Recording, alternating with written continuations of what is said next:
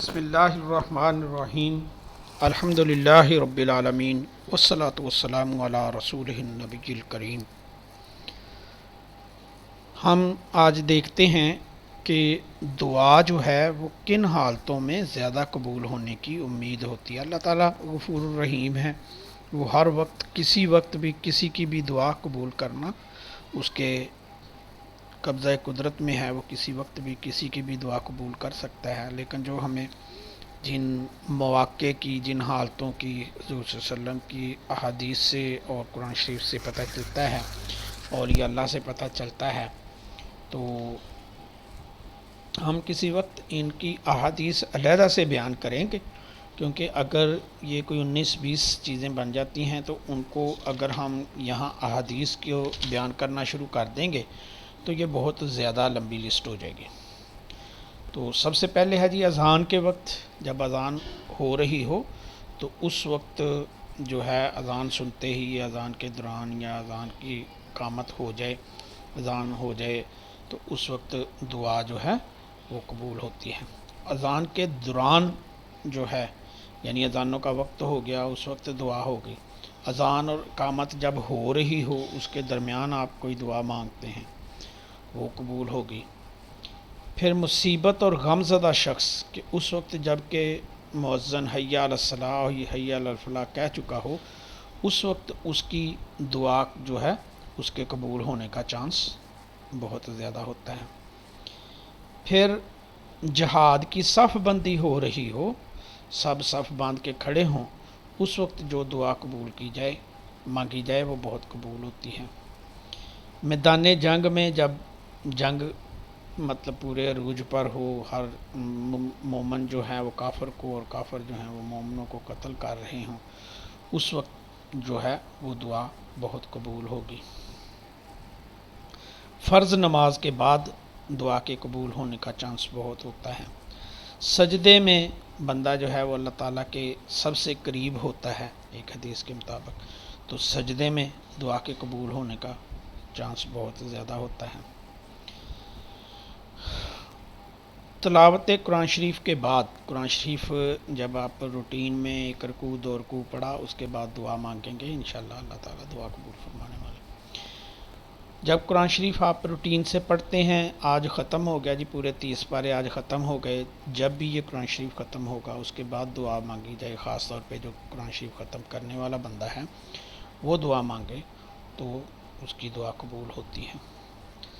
زمزم کے کنویں کے اوپر یا زمزم پیتے وقت، جب بھی زمزم آپ پئیں گے اس وقت دعا جو مانگی جائے گی اس کو قبول فرمانے اللہ تعالیٰ نے اس کے حضور صلی اللہ علیہ وسلم نے بہت ساری فضیلت بیان فرمائی ہے۔ میت کے وقت، میت کے پاس جب آپ جاتے ہیں، میت کے پاس حاضری کے وقت جو ہے وہ دعا جو ہے وہ قبول ہوتی ہے۔ پھر ہے جی مرغ کی اذان کے وقت، جب مسلمانوں کے جب مرغ جو ہے اذان دے رہا ہوتا ہے تو حضور صلی اللہ علیہ وسلم نے فرمایا کہ جی فرشتے کو دیکھ کے جو ہے وہ اذان دیتا ہے، تو اس وقت اللہ کے ہاں بندے کی جو دعا ہوتی ہے وہ قبول ہوتی ہے۔ مسلمانوں کے اجتماع میں یہ فرمایا کہ جی جب جہاں کوئی 40 مسلمان اکٹھے ہوں تو ان میں سے کوئی نہ کوئی ایسا ضرور ہوتا ہے جس کے صدقے میں اللہ تعالیٰ دعائیں قبول فرماتا ہے، تو جتنا بڑا مجمع ہوگا اتنا ہی دعا کے قبول ہونے کا چانس زیادہ ہوگا۔ جہاں اللہ تعالیٰ کا ذکر ہو رہا ہو وہاں فرشتے حاضر ہوتے ہیں، اور ذکر کی محافل جو ہیں خاص طور پہ جو بنائی جاتی ہیں، سجائی جاتی ہیں، تو ذکر کی مجلس میں اللہ تعالیٰ کا جو ہے اللہ تعالیٰ سے جو بھی دعا مانگی جائے وہ قبول ہوتی ہے۔ امام جب والضالین کہتا ہے تو اس کے بعد فرشتے بھی آمین کہتے ہیں، تو اس کے ساتھ جو بھی آمین کہے گا یا جو بھی دعا اس وقت مانگی جائے تو وہ بھی قبول ہوتی ہے۔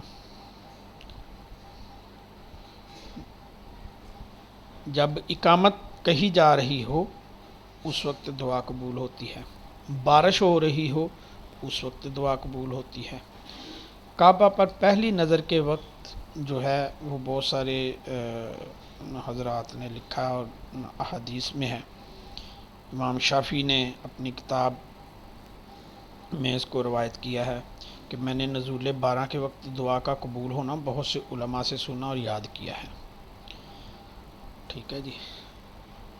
کعبہ شریف پر بھی پہلی نظر کے بارے میں بہت مشہور ہے اور جو ہے احادیث مبارک میں بھی آیا ہے. تو انشاءاللہ اس موضوع پر جو احادیث ہیں وہ بھی ہم وقتاً فوقتاً آپ کی خدمت میں دعا کے جو ہماری پلے لسٹ ہے اس میں ہم شامل کرتے رہیں گے اور مختلف قسم کی دعائیں بھی ہم انشاءاللہ اس میں شامل کرتے رہیں گے.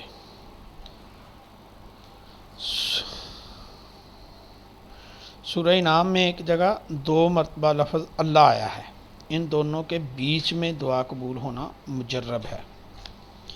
علامہ جزری فرماتے ہیں کہ ہم نے بہت سے علماء سے اس آیت کریمہ میں دونوں اسم جلالہ کے درمیان دعا کی قبولیت کا آزمودہ ہونا سنا ہے اور یاد کیا ہے. اور حافظ حدیث عبد الرزاق نے اپنی تفسیر میں شیخ عماد مقدسی سے اس مقام پر دعا کی قبولیت کی تصریح نقل کی ہے.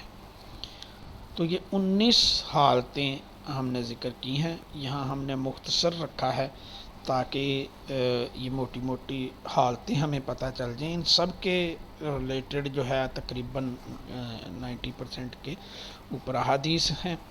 وہ ہم انشاءاللہ کسی دوسرے مقام پہ کسی دوسرے وقت میں ذکر کریں گے.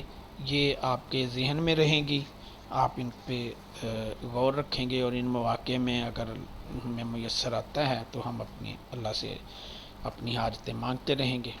اللہ ہماری حاجتیں پوری کرتا رہے. آمین ثم آمین.